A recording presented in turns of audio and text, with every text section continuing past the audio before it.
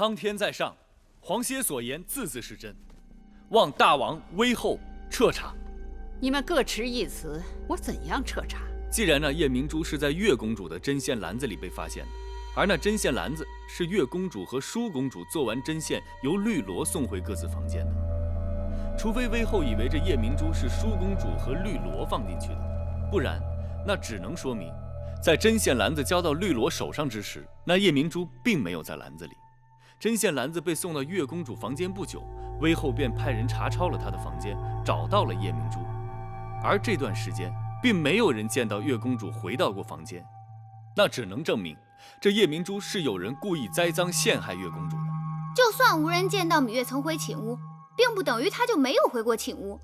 黄公子为芈月开脱心切，一味将脏水泼到别人身上。皇歇有证人，芈也有证人。够了，黄公子，你到大王那里出手米阴，可我听来听去，这夜明珠失窃的案子，黄公子你脱不了干系。你身为名门后代，太子伴读，竟敢不顾礼法，滥徇私情，秽乱宫廷，诬陷好人，我怎能饶你？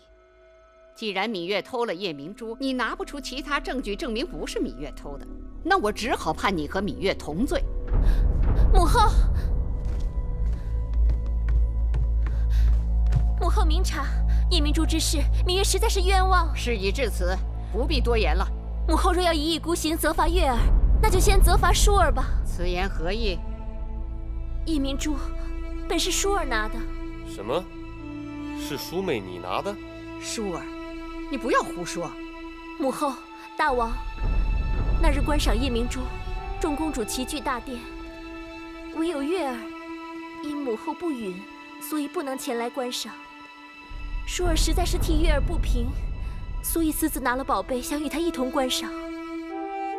在次日与她做针线时，悄悄地放进了她的针线篮里。为何芈月对你所说这些全然不知？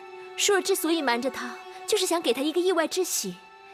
谁知道惹下了这么大的祸端。胡扯八道！母后，舒儿句句是真，侍女绿萝可以作证。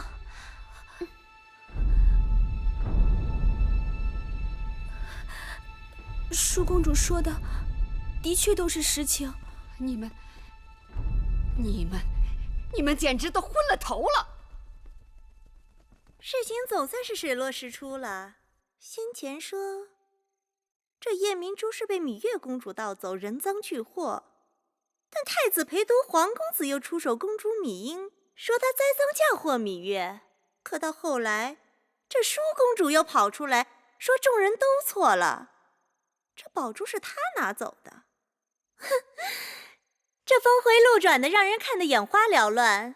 自己人听清楚原委，知道是场误会，这外人听不清楚，还当这是一场笑话呢。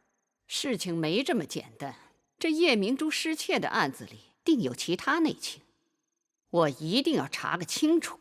一个夜明珠弄得鸡飞狗跳，3个公主搅在是非当中，传出去，众口铄金，不知道有多少难听的闲话等着。大楚国的面子往哪儿搁呀？哎呀，算了吧，这大热天的搞得人人都着急上火。夜明珠，臣妾不要了，就当是孝敬母后。依臣妾看，此事也不必再追究下去，和气致降嘛。爱妃说得好，和气致降。母后，依寡人之见，此事就此作罢吧。谢谢舒姐姐救我，月儿此生无以回报。你我说这话就生分了。只要你平安无事就好。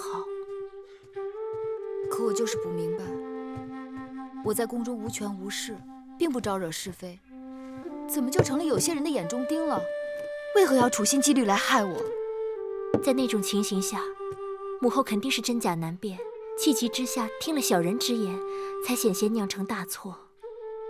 但众人都愿替妹妹出头，可见妹妹的清白一望而知。月公主，其实除了舒公主替你着急以外，还有一个人比舒公主更着急。我知道，知道就好。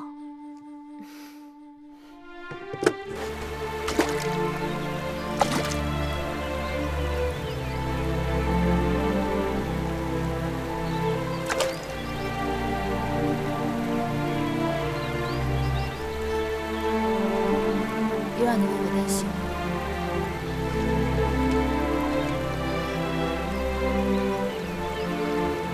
岂止是担心，是怕。我知道你被冤枉陷害，我怕我不能救你，不能为你遮风避雨。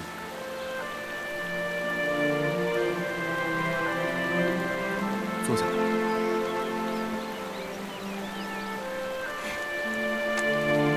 你这不是好好的吗？好好的，差点脚都没了。是啊，我若是没了双脚，如何洗衣做饭，如何照顾2个弟弟？还不如死了痛快，免得拖累他人。这是什么话？你若没了双脚，我替你洗衣做饭，我帮你照顾弟弟。且不说没了双脚，退1万步，仅仅脸上一个刀字，就会吓跑所有人。那就让他们退避3舍，我在这里陪你。你这么嫌弃我，丑劣不堪。无论何时何地，何种情景，你在我心里都是茂木如花。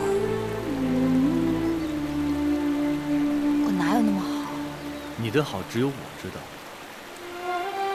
我黄歇不求荣华富贵，只求你我心意相通。看又来了，不理你不理我，我还是要理你。你这又是何苦？命吧。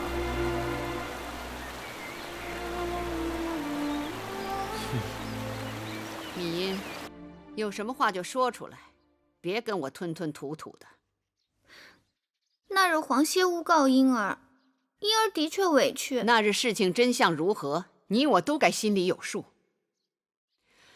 算了，我也不打算追究了，只是希望你今后做事不要再自作聪明。母后说的是。嫣儿，你过来。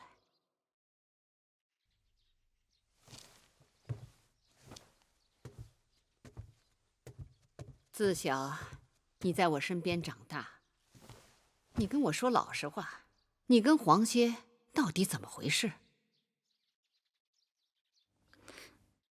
那黄歇看得出你对黄歇有情，男大当婚，女大当嫁。黄歇乃是人中龙凤，你若对他有情，并非是你的不是。母后做主，提起黄歇，婴儿心中好痛。你也是个伶俐的女子，明明知道黄歇对芈月有情，为何痴心不改？那是因为芈月蓄意蛊惑，若没有她，黄歇自然心意就转了。男女之间讲的还是缘分，你和黄歇是否有缘，还要看你以后的作为。母后待婴儿情意深重，婴儿早已经把母后当成自己的娘亲。话说到这份上，我就让你留意一下你那叔妹妹，她天性纯良，易被人诓骗。芈月心思诡秘，经常在她身边，弄不好就把她带坏了。我就把你当成自己的耳朵和眼睛，凡事多留个心眼儿。母后的话，婴儿记下了。秦王匆匆离开郢都，只怕是骑虎难下，知难而退了。当日寡人想用那丑厨娘给秦王个难堪，谁料想那秦王竟然顺水推舟，得知他弄假成真要娶厨娘时，让寡人着实尴尬了一下。现在好了，解围了。秦王求亲，剑指6国结盟，合纵在即，诸国当中，赵国、燕国、齐国都有与我大楚联姻之心。大王不妨在这些君王当中，与公主挑选一位佳婿。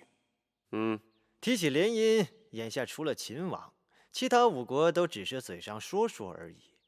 大王不妨暂时与秦王周旋，这也是一种策略。谁讲诸国只是嘴上说说？昨日魏国的使者已经抵达郢都，给大王带来了诚意。什么诚意？美人，魏国绝色美人。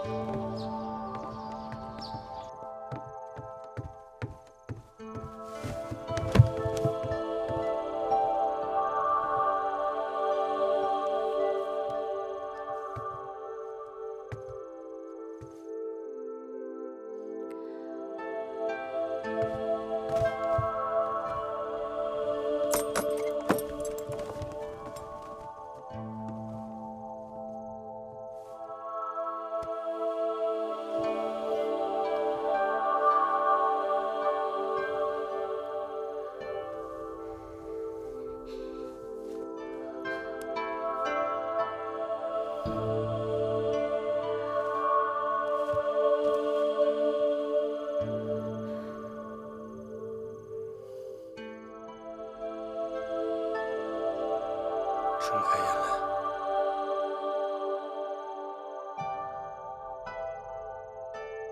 瘦如肉体，肤如凝脂。寡人直到今日才晓得，什么是闭月羞花。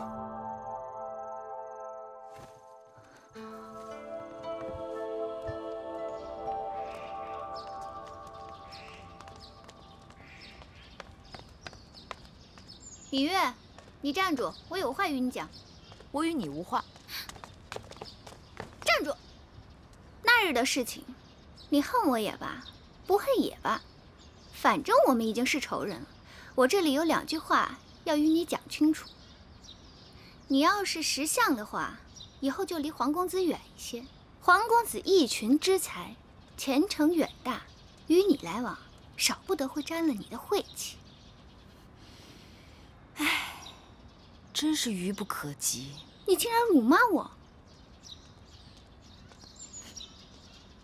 我也是适才刚刚察觉，我与黄公子真是天造地设，情投意合，只怕以后要多多来往了。你曾说过，你对黄公子根本无意。那是无意，此刻却有了，你能如何？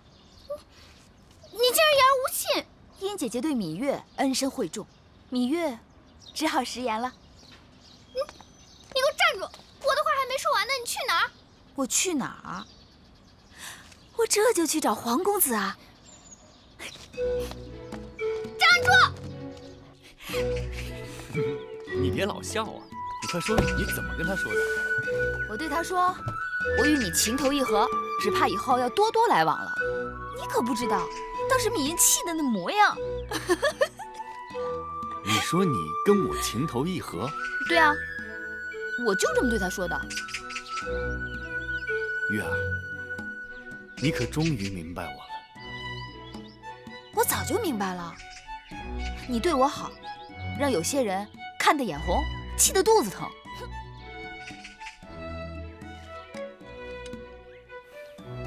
看来你还是不明白我。我对你的一片……好了，好了，我知道了。你知道了？真知道了？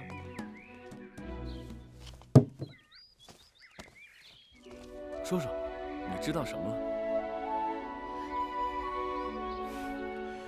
我已经想好了，过些时日我就请屈子去大王处替我求亲。一旦大王允诺，我就筹划准备，迎你入门，好不好？你老笑什么呀？告诉我，好还是不好？不好！哎，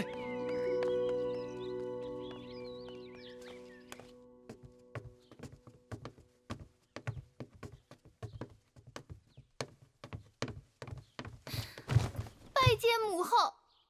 哟，这是怎么了？禀报母后，婴儿要告发奸佞之人。出什么事了？起来，慢慢说。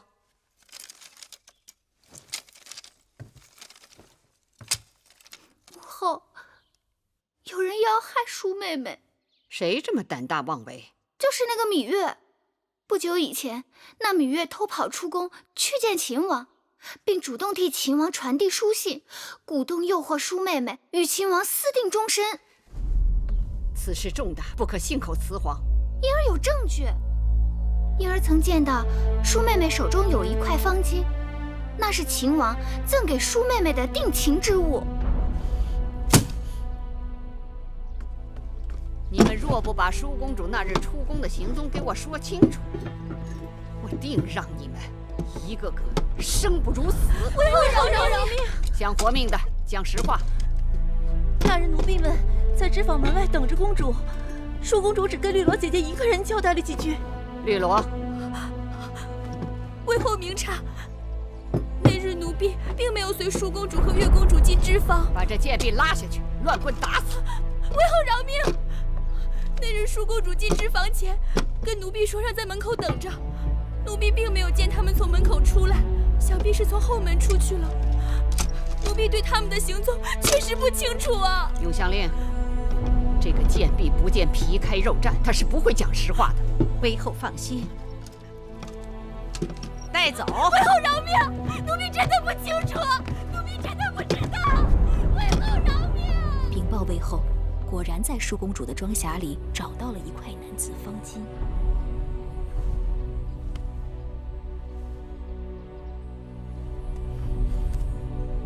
看看，你们做的好事，让我颜面全无。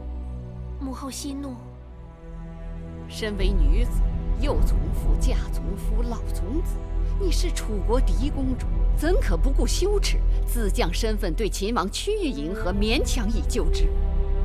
自小我就把你当作掌上明珠，锦衣玉食，指望有一日你能嫁个好夫君。你倒好，自甘堕落，自入沟渠，真是气死我了。魏后错怪舒姐姐了。那秦王有情有义，那日舒姐姐出宫碰上越人行凶，若不是秦王拔剑相助，就几乎丢了性命。姐姐对他也只是倾慕而已，并无苟且之事。芈月，你给我放规矩点。我还没找你算账呢，你就猴急着跳了出来。舒儿向来循规蹈矩，对我的话言听计从。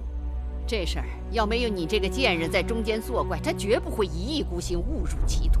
母后明察，此事与月妹妹并无干系。我心里明镜似的。芈月年纪虽小，但她卑劣龌龊、寡廉鲜耻，不是她的挑唆，你怎敢与秦王私定终身？母后该知道，秦王已向大王请婚联姻，要迎娶舒儿，也得到了大王的首肯。你不要一厢情愿，大王答应的只是把那个丑厨娘嫁给秦王，绝非是你。何况我也听说那秦王得知丑厨娘的真相，已仓皇离开郢都。秦王是向嫡公主闵淑求婚，大王用厨娘顶包，此举非君子所为。君无戏言。既然大王答应要将嫡公主嫁与秦王，就应该兑现诺言。既然秦王承诺要娶嫡公主，他就一定会回郢都的。你给我闭嘴！舒儿，你何苦执迷不悟？秦王官夫伶仃，若拿他与赵侯雍相比，无论相貌人品，那是天地之别。那赵侯雍也是失了先王后的，伶仃官夫能差多远？好个芈月，你竟敢当众顶撞我！从你投胎出世就是我的克星，我一向对你宽宏大量，你却恩将仇报，这次我定饶不了你。舒姐姐与秦王你情我愿，魏后若真心疼舒姐姐，就应该成全他们。闭嘴！来人，把芈月给我拖下去，杖责20，关起来。是。你就算打死我，我还是要说真话。放开！母后，母后，你饶了月妹妹吧。母后，舒儿再也不敢了。你告饶告得太晚了。你们给我听好了，从今日起，舒公主禁足高堂台，你们要是胆敢放她出去或传递私信，当即杖毙。母后。是。此时我主意已定，由不得你。你马上回你的寝宫，面壁思过。绿萝已死在报室里了，你们两个给我过来。微后，以后好好给我伺候舒公主，若再有纰漏，我剥了你们的皮。是。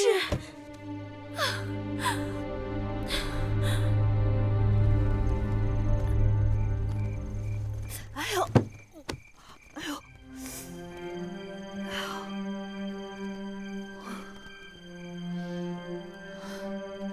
好，那我就在这儿住几日，看你能把我怎么样。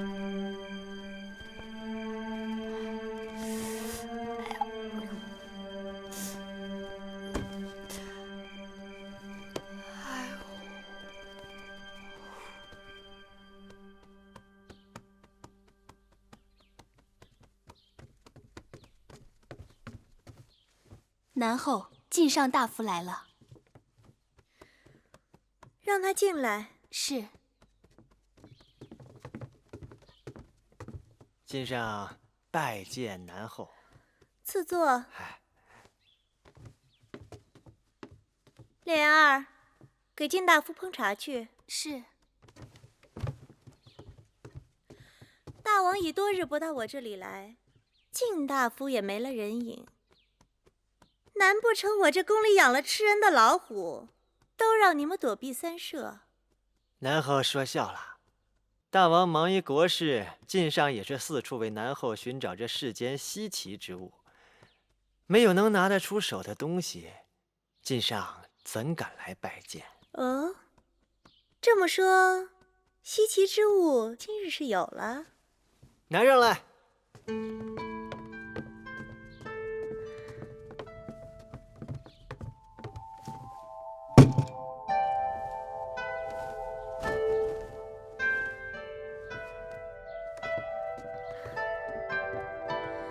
这灯的做工倒也独具匠心，不过这东西即使咱们宫里不多，也不是没有。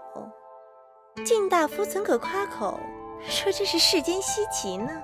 南后可曾注意到，此物的材料不一般之处？乍一看像是羊脂玉石，可再一看，又比羊脂玉石更加晶莹细腻。这是何等的奇石，才有这样的品质？南后好眼力，但此物却非奇石所作，乃千岁九尾天狐之骨。莫非这就是传说中有通天之术的九尾天狐？50岁狐能化妇人，100岁狐能化美女。正是。千岁九尾天狐死后，其骨化为美女形态，晶莹细腻，赛过玉石。夜晚点亮，可让宫殿亮如白昼。但这还不是此物的绝妙之处。此物的绝妙之处在于，一旦与烛火接触，它便冉冉溢出甜香，充斥四周，经久不散。而这甜香，更是世间绝无仅有之物，最暖男女之情。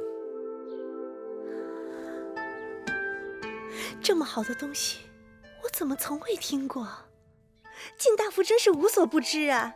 南后若是喜欢，不妨今晚就试试。大王如今连我的兰桂台都不来了，我点着灯又有何用？是啊，那就太可惜了。晋大夫，我知道大王最近政务繁忙，可无论再怎么繁忙，也用不着常常出宫啊。这里面是否有什么隐情啊？这个，晋上不太通晓。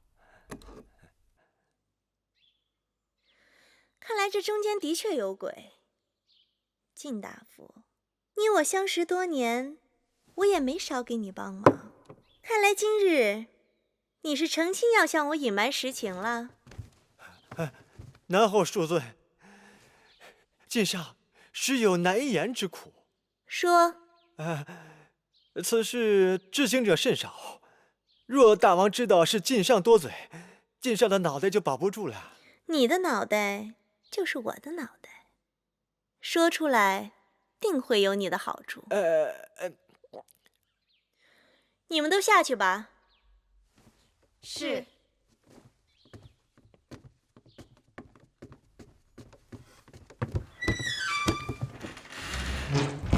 南后，大王出宫不为别的，只是去了离宫章华台。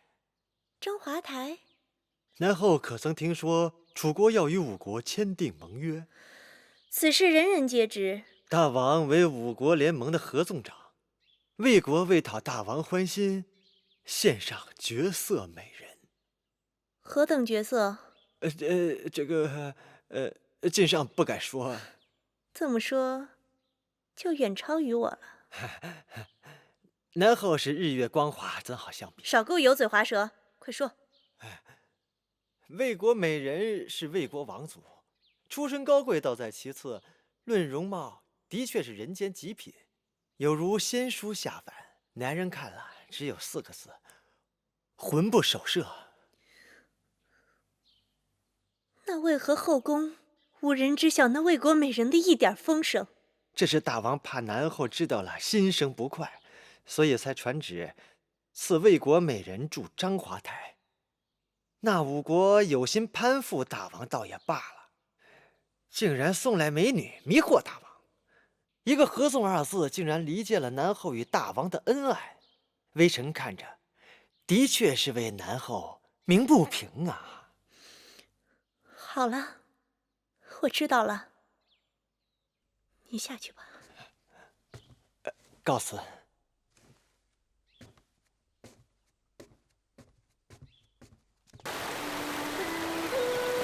夫人，请看那里，那是杜若。你看那花开得多娇艳，过几日就要结果了。魏国没有杜若，我听说他接子入豆蔻，根部是药材，能理气治痛，疏风消肿。夫人好学问，大王特意让人在这章华台周边种了许多杜若和碧丽。看，碧丽结果子早，都有果实了。这果子熟透了，摘下来，用里面的果粉制成凉膏，夏日消暑，可好了。夫人，仔细着手，当心扎着。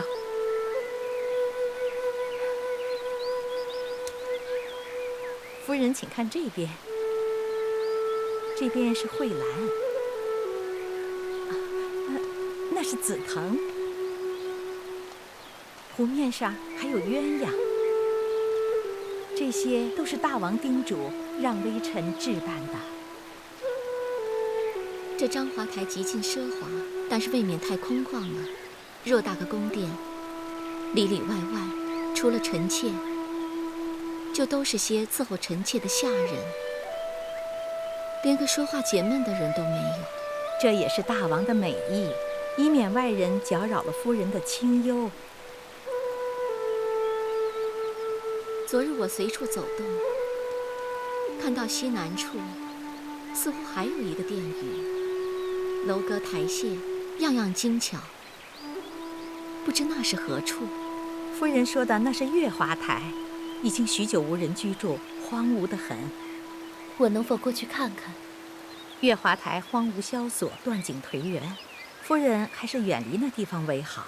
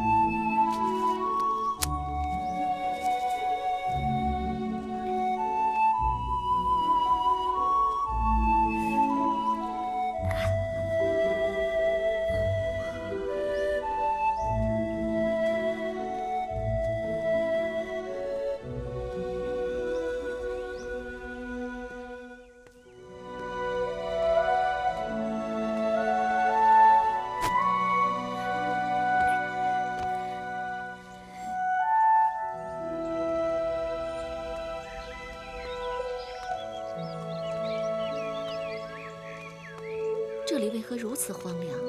夫人，听说这月华台过去也曾歌舞不休，后来建了那张华台，这月华台也就被割荒了。宫里都是这样，喜新厌旧的。夫人，我们还是回去吧。为什么要回去？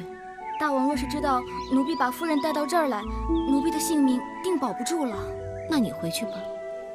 可是，奴婢若是把夫人一个人留在这儿，大王知道了，奴婢的性命还是保不住。所以，无论怎样，都是一样的。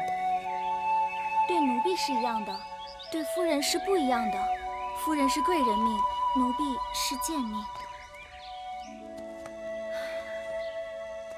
殊途同归，你和我的命都不在自己手里，又有何区别？你这话让人听了真是伤心。你是谁？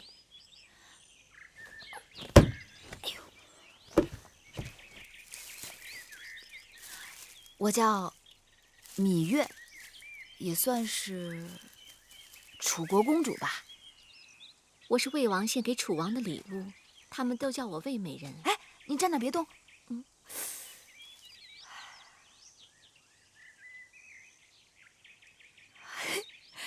上天恩赐，你真的好美，连上天都会妒忌你的。你别这么说，因为这句话，我从小到大一个朋友都没有。真的吗？说起来，我还是有朋友的。所以啊，我会妒忌你的。哎呦，你怎么了？没什么。其实，你最好还是不知道我是谁。你若是知道了，说不定会后悔跟我说话的。我只知道眼前的这个你，你的昔日和他日，都与我没有干系。遇上你，真是我的幸运。你是不知道我的无奈，自己的命生下来，就已经被别人决定了。就像夜晚的月亮，永远是从东边升起，西边落下，不可能改变。那要看你怎么想了。月亮不也有上弦和下弦，还有15的满月吗？我又不是月亮。嗨，我只是比喻，别那么灰心。人总是有机缘的，虽没有预知，但总有相遇。就像你我这样，交个朋友吧，送给你。谢谢你。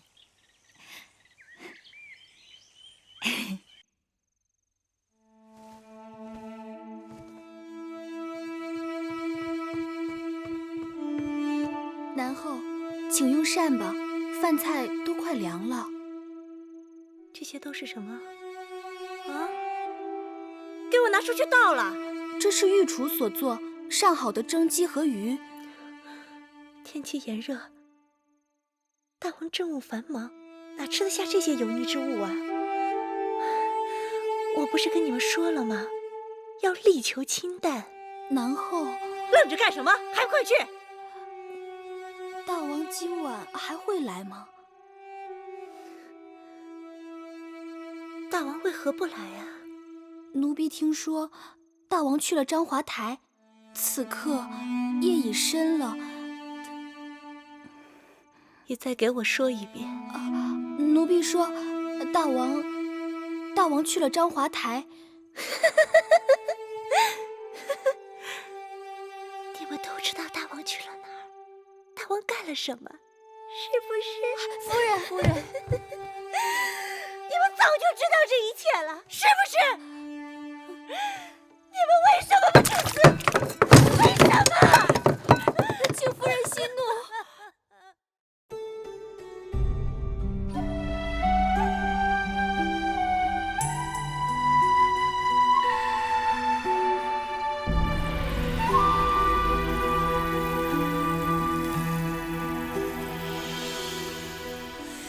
繁星如许，明月如初。往事从何起数？心有情丝万千言书，却剩得一缕孤独。春花开谢，秋草又枯，盛衰荣辱，如何细数？泥水暖，渭水寒，换不回一人如故。尝尽悲欢离合人间苦，却怎么咫尺天涯陌路？去心诉，是一度，去情再相负。愿为你凭尽柔情傲骨，望尽相思红颜凋零处。我只愿与你朝朝暮暮，爱如星，恨如骨，生死再相负。愿为你永生永世守护，愿为你永生永世守护。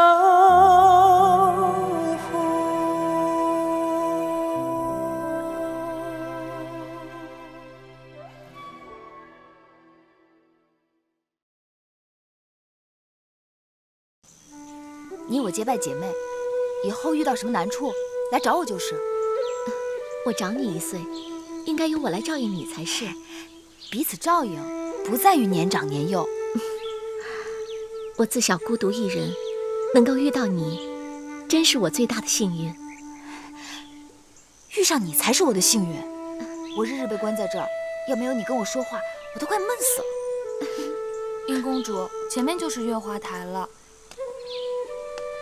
那个芈月被关在月华台这么多日子，定是度日如年。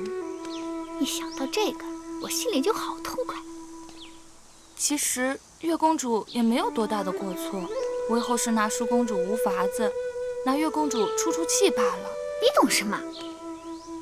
那芈月是我天生的仇人，魏后在气头上责罚了她，她定会将这笔账记到我头上。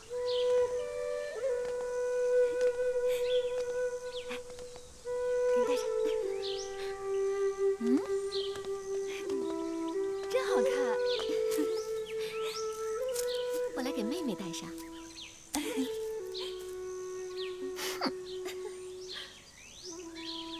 真好看。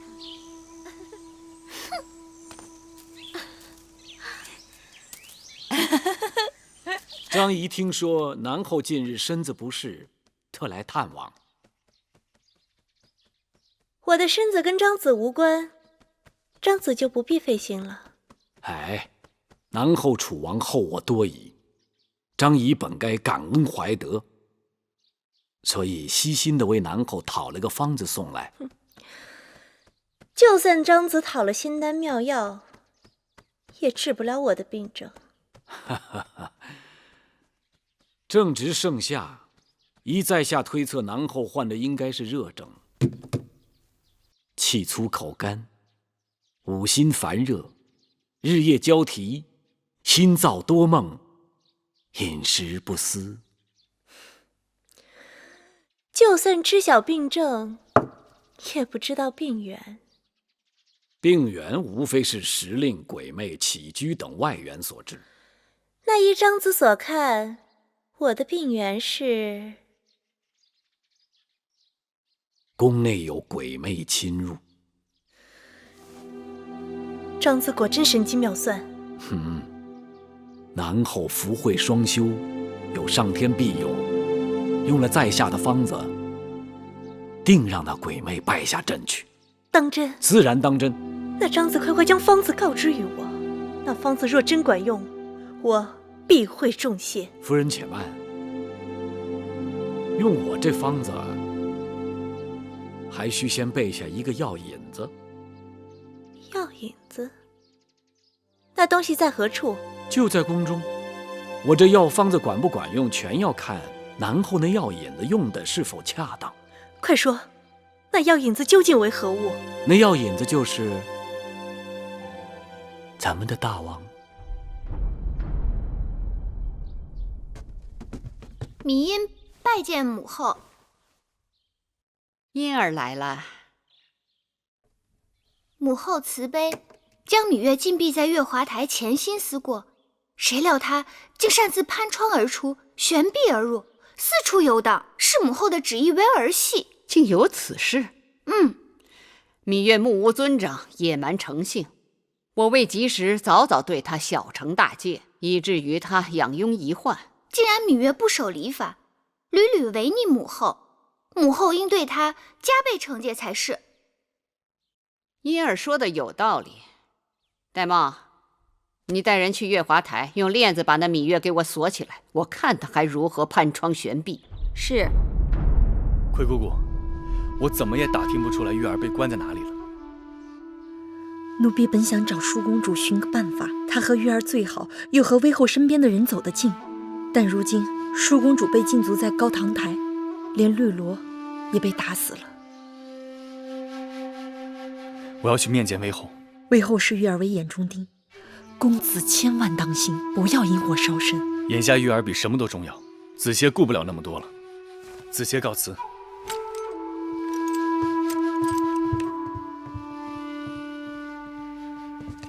威后，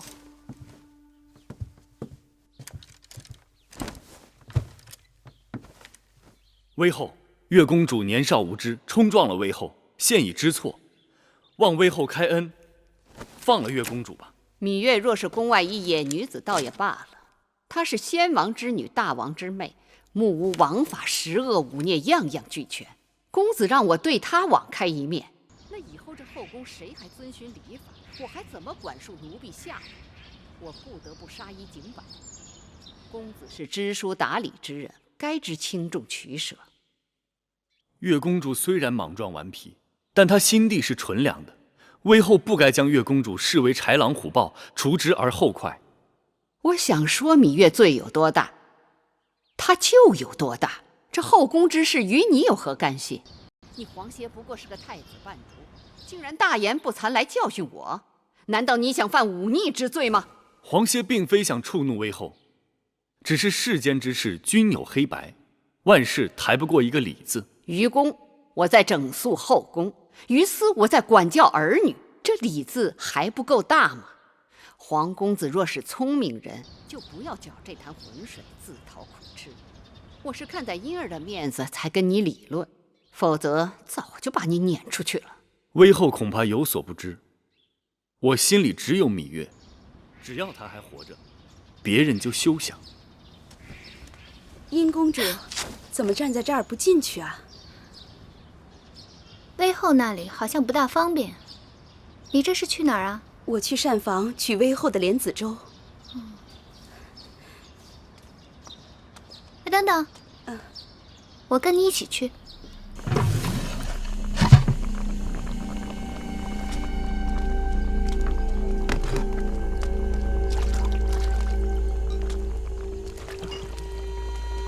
威后要的莲子粥好了吗？殷公主，莲子粥马上就好了。没关系，多熬会儿。上回你们送过去的莲子粥火候不够，还有那莲心也没有剔干净。这回我们仔细着呢，保证不会出差错。那就好，忙吧。是。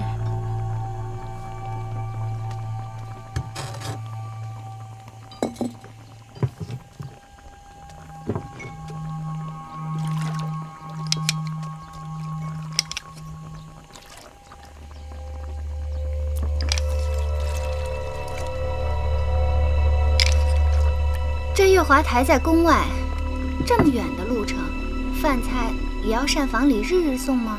回音公主的话，这月华台已经荒了多年了，膳房早就没有了。虽说现在有一个人住着，但这膳房厨子一时半会儿也备不齐全，所以这每日的茶饭汤水都是我们这里做好了送过去的。这说远呢也不远，反正就一个人的饭食，就劳烦侍女们每日多跑2趟。原来是这样啊。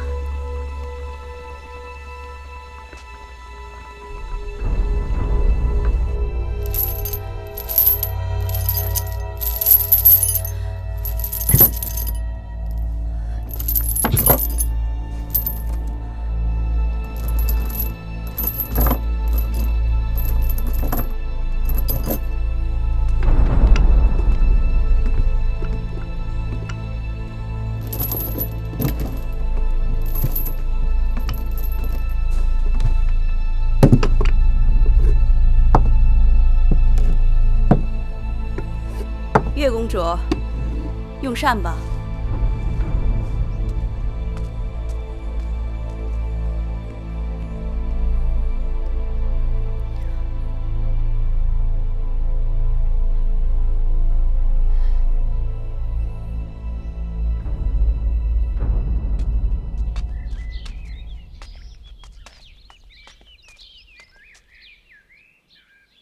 月妹妹。月妹妹，月妹妹，你在吗？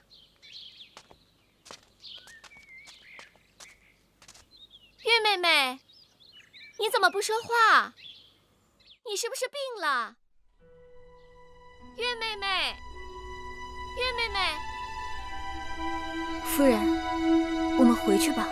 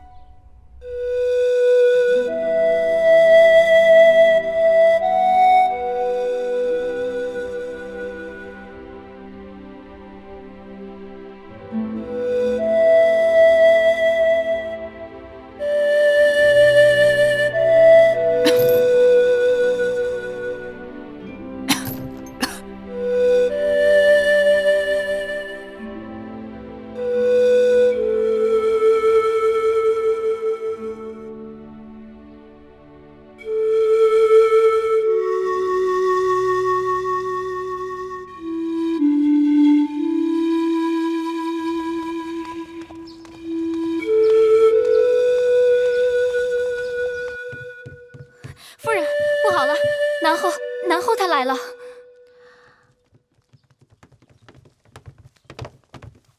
郑袖，拜见魏美人。拜见魏美人。你们这是干什么？南后，快请起。快，把东西都拿进来。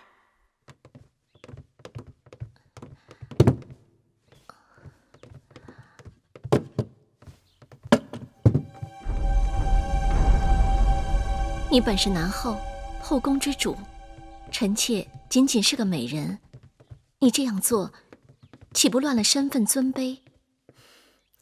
什么身份尊卑呀？妹妹是天女下凡，众芳花魁，姐姐见了只有喜欢2字，别的什么都顾不上了。再说了，这女子的容貌若分品级，妹妹必是先出天后，我惭愧的连个侍婢都比不上，所以只好金钗布裙的来拜见妹妹。南后这样抬举臣妾，让臣妾惶恐万分。切不可再叫我南后，否则啊，让我无地自容。今后你我就以姐妹相称，我愿留在章华台，日夜伺候妹妹和大王，就怕姐姐搅扰了妹妹的清静。不，这伺候2字怎可胡说？这偌大的宫殿，空空荡荡的，就我一个人住。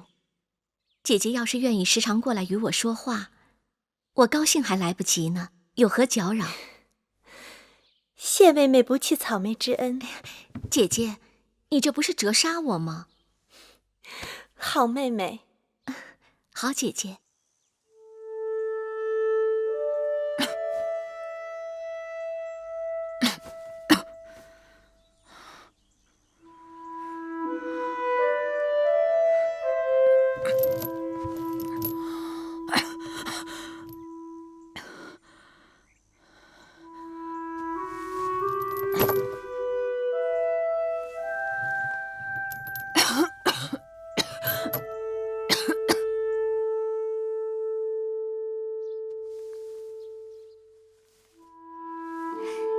莲儿见识短，从没有见过这么标致的长发。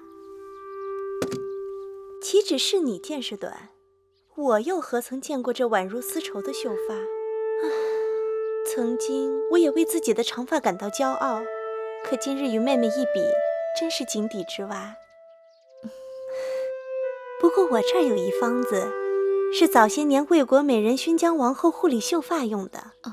此方先要采摘金鳞草、白芷、山泻、宫滇香、辛夷晒干，再加大黄、粉丹皮、细辛细细研磨成粉，加少许麻油拌匀后晒干制成。待头发洗净后，将粉末撒在头发上，再用篦子细细篦去。用此方后，不但可使头发香气袭人，还能长久保持柔软光泽、细腻如丝。妹妹，你不妨试试。都说宣姜真发如云，不屑敌也。原来是有这么好的方子在帮他。可是这个秘方太过繁琐，妹妹是慵懒之人，繁琐之事都避之不及。哪用得着妹妹亲自动手？我那儿就有现成的。莲儿，一会儿跟美人端一坛过来。是。妹妹怎敢如此劳驾姐姐？你我姐妹相称，还分什么彼此呀？那谢谢姐姐。拜见大王。臣妾拜见大王。臣妾拜见大王。起来，起来，都起来吧。你们这是？我听说美人妹妹刚刚入宫，人地两生，唯恐下人伺候不周，特来照应。我们已结为姐妹，愿同心协力，共同侍奉大王。同心协力伺候寡人。南后姐姐一片赤诚，体贴入微，待臣妾如亲姐妹一般。南后宽仁大度，开诚相见，实为后宫楷模。看到爱妃相处得如此和谐，实在是寡人之大幸，大幸啊！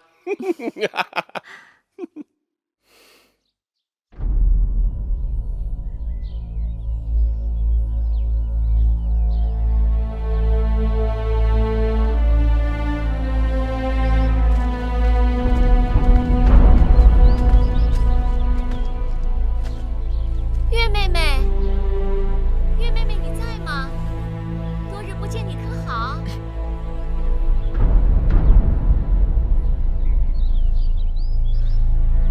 月妹妹，你在吗？月妹妹。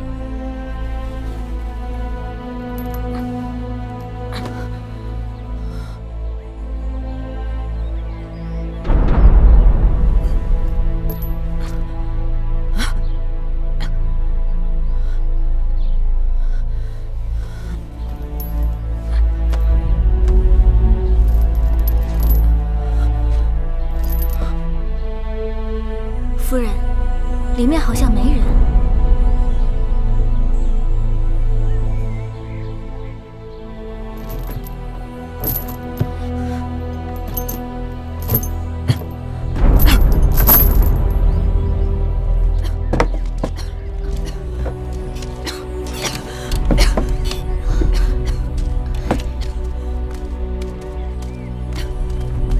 月妹妹，你这模样到底是怎么了？这些日子我浑身疼痛，四肢无力。你是不是病了？可有御医前来诊断？眼下我被禁闭在此，有人巴不得我能够快快死掉，哪里还肯派御医给我？我这症状起得古怪，像是受了毒物之害。是何人要害你？我去禀报大王。他位高权重，无人可奈何得了他。再说，他想害我，定是早谋划的滴水不漏。这怎么办？月妹妹，我要怎样才能帮你？你看到那些灌木吗？开着白色的小花，是开着球状的小花吗？它们是土茯苓，你若能挖出它们的根茎，或许还能救我一命。好，你等我，快帮我一起拔。是。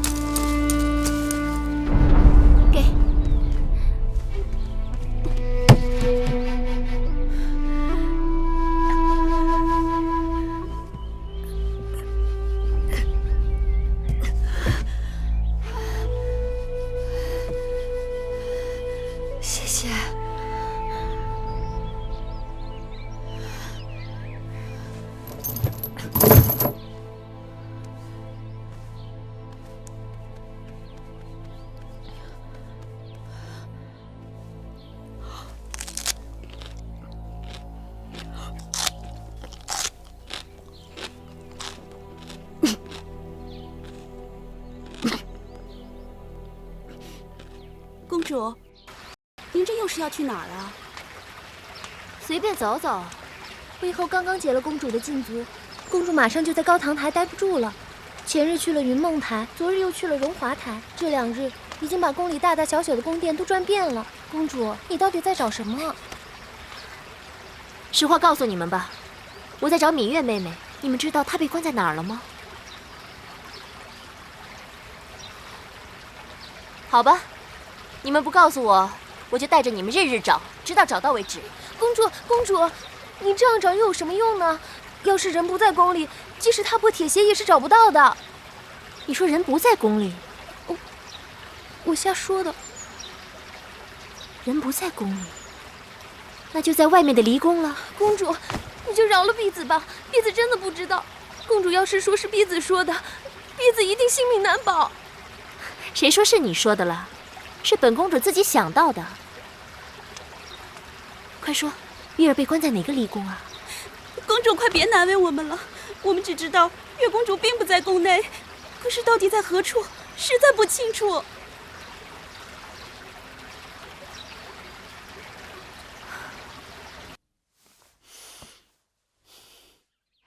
因儿就是懂事，难为你知道我睡不安稳，送来这香枕。母后的安康，因儿心之所系。听说9节菖蒲、画师开胃、醒神益智；合欢花安五脏、悦颜色；菊花散风清热、平肝明目，它们都有安神、促睡眠之功效。因儿这些天特地采集了上好的菖蒲、合欢和菊花，做成了这个香枕，望母后舒心气、畅心神、怡心情、益寿延年。瞧瞧，因儿比嫡亲的女儿还懂得孝敬我。母后待因儿恩重秋山。玳瑁，把这香枕给我收好，今晚我就用。是。那日幸亏你告诉我，才及时阻止舒儿误入歧途，我该给你赏赐。舒妹妹是母后的心头肉，因儿只是做了该做的事情。母后明察善断，蛊惑舒妹妹的芈月才是此事的罪魁祸首，绝不能轻易放过她。老天有眼，这2日侍女禀报说那芈月日渐憔悴，似乎得了重病。我传了旨，生死有命，就不用看了。别看她还有一口气，只怕此刻也生不如死。这的确是报应。她若真的死了，一了百了。因儿，我一直想为你成全一门好姻缘。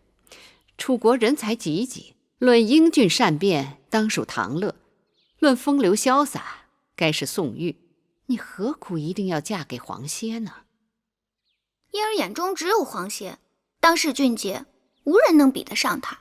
可你应当知道，皇歇对芈月痴心不改。公子歇并非不知好歹之人，那芈月朝不保夕，再由母后出面替婴儿做主，到头来皇公子定能分辨其中的是非曲直，权衡轻重。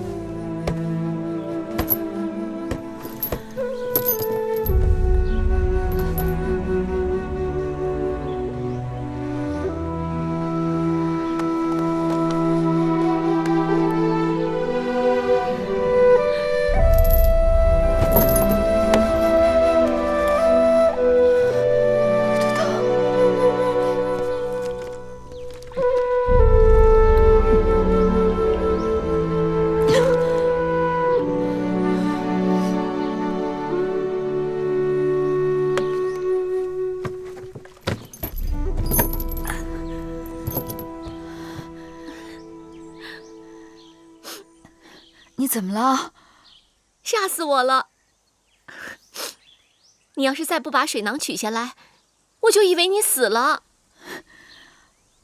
我不能死，我还有2个弟弟要照顾呢。好了，我开玩笑的。我听说绿豆汤最解毒了，以后我每日都给你送来，还有一些吃食也一并送来。我近日觉得好多了，我也不知道我中的是什么毒，要真正去除还需时日。幸好有这几日的土茯苓，我被关在这里无聊，每日对着窗外辨认花草。那土茯苓是我最熟悉的，它能解毒，还能熬粥熬汤。小时候我弟弟生口疮生疹子，魁骨也用它治。我能活下来，说明老天要我活下来。你当然要活下来，要不然你怎么对得起我这双手？这些日子挖土茯苓把我的指甲都挖烂了，昨夜大王过来，怕他看到，吓得我一直攥着拳头。大王很宠爱你。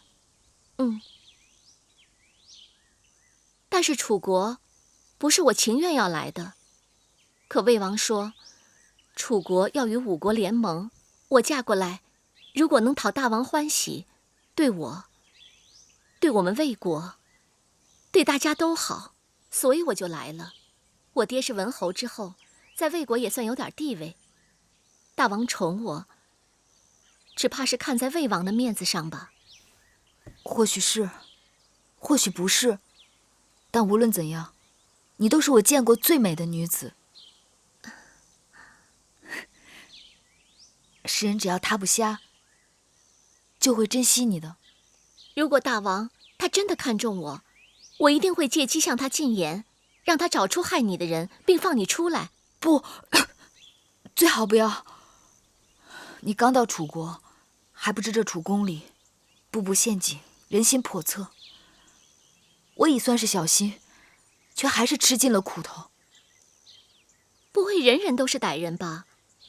我到了楚国之后，先是遇到了你，然后就是南后姐姐，你们待我都特别好。南后？南后姐姐与我姐妹相称，她每日都到章华台来看我。除此之外，她还把最好的吃食让我先挑，最好的东西让我先用。我在家里是个独女，从小一个人孤独惯了，除了我的排箫，无人与我亲近。如今有了南后姐姐，亲姐妹相处也不过如此吧。不会吧？在这宫里，最不希望大王宠爱你的人，就该是他了。妹妹是不是一朝被蛇咬，10年怕井绳了？姐姐不信我的话也就罢了，但姐姐要记住，害人之心不可有，防人之心不可无。妹妹身陷囹圄，不能在姐姐身边左右照应，姐姐要时时警醒才好。还有，姐姐来月华台看我之事，切不可告诉任何人。哦，放心吧，这件事的轻重我自然明白，我对南后姐姐也不会说的。不过，南后姐姐她确实是真心待我，就像是你真心待我一样。放心吧。啊，我这里还有一些糕饼，你拿着充饥。来。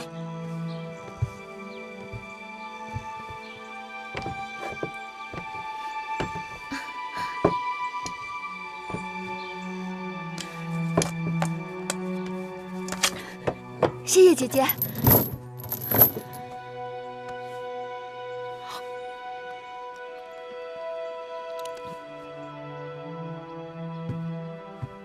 姐姐，妹妹这是去哪儿了？让姐姐好找。我就是随便在外面走走。这些时日与妹妹朝夕相处，一时半刻不见，还真有点想呢。看，这是我新配制好的胭脂，特意拿过来给妹妹试试。谢谢姐姐惦记。你我还客气什么呀？去给姐姐烹茶。是。快来，来，让姐姐给你试试。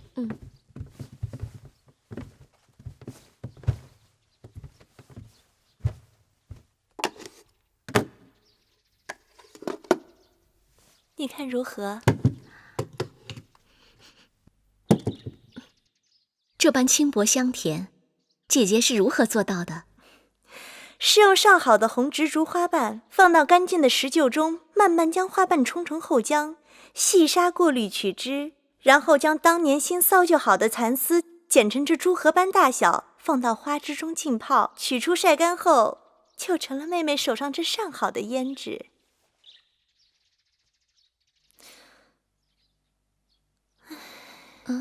怎么了？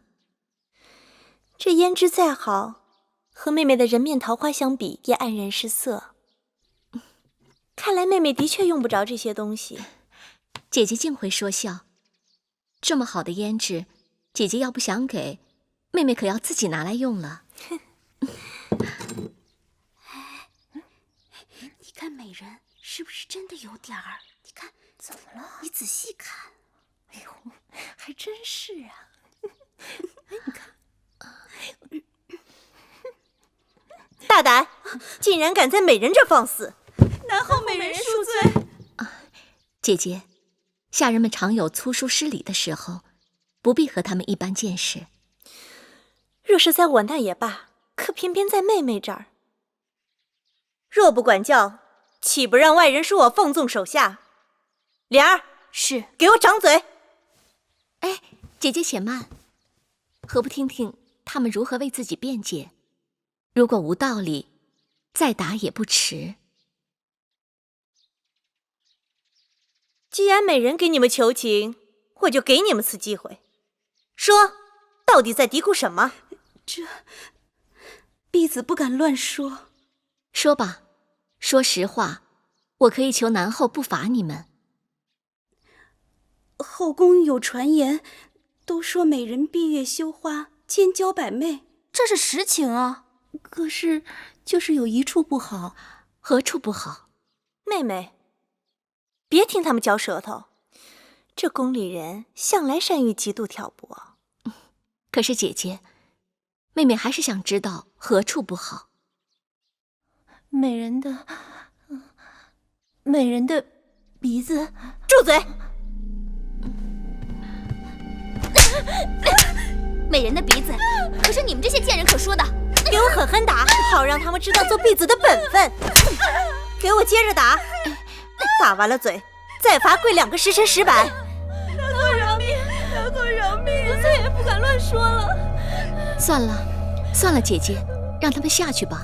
妹妹，你心肠太软了。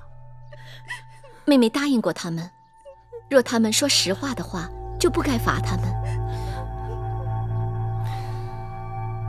还不谢恩？谢美人宽宏大量。依着姐姐的脾气，非割了他们舌头不可。妹妹，这宫里人就好无事生非。前段日子有人嚼舌头，说赵姬虽然美貌，但声音难听。想当年，这赵姬也是大王的新家人，可生了孩子后嗓子变哑了，大王也变得对她若即若离的。他不知道从哪听到这消息，心里慌得很，日日找御医下方子治嗓子。哼，说是治嗓子，其实还不是想挽回大王的心思。妹妹身体受之于父母，相貌从小未受过任何人指摘。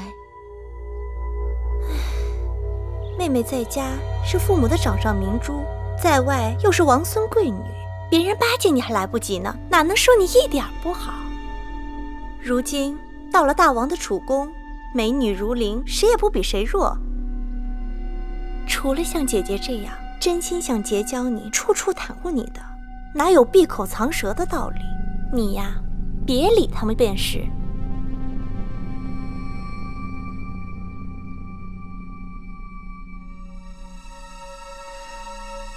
姐姐也真是个粗心人，他们不说，我还真没看出妹妹脸上的缺憾。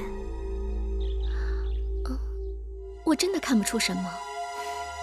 你从小到大都看自己的面孔，自然很难看出瑕疵。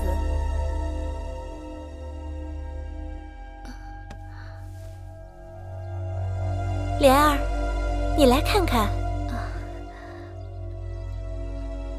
在莲儿看，夫人的确是花容月貌，只是这鼻子有一点点，好像是有一点点。有一点点什么？一点点歪歪。难怪大王昨日跟我在一起，提起妹妹的容貌，你都不知道大王有多喜欢你。大王先是说你肌肤胜雪，秀色可餐，可后来大王又说，端详你久了，总觉得有那么一点点缺憾。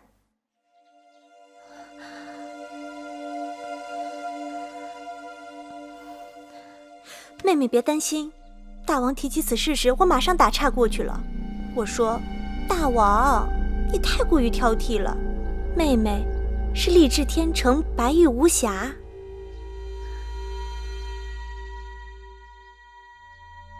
可是大王日日都来章华台，他总有一日会看出破绽的。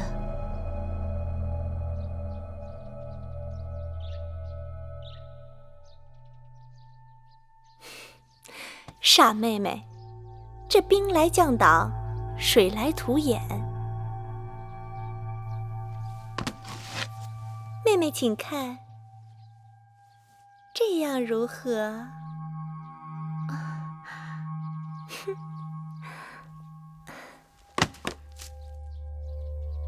这样呢？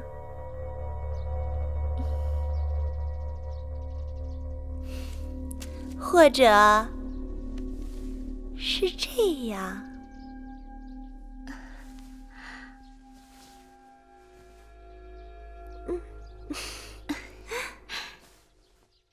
谢谢姐姐细心指教，是妹妹聪慧。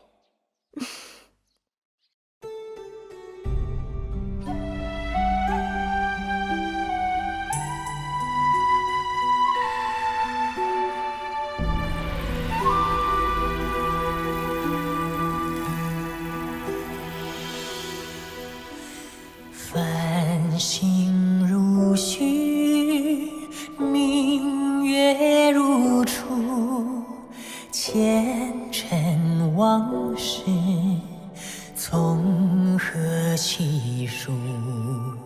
心有情丝万千束，却生得一缕孤独。春花开谢，秋草又枯，盛衰荣辱，如何细数？你水暖，为谁寒？换不回一人如故。尝尽悲欢离合人间苦，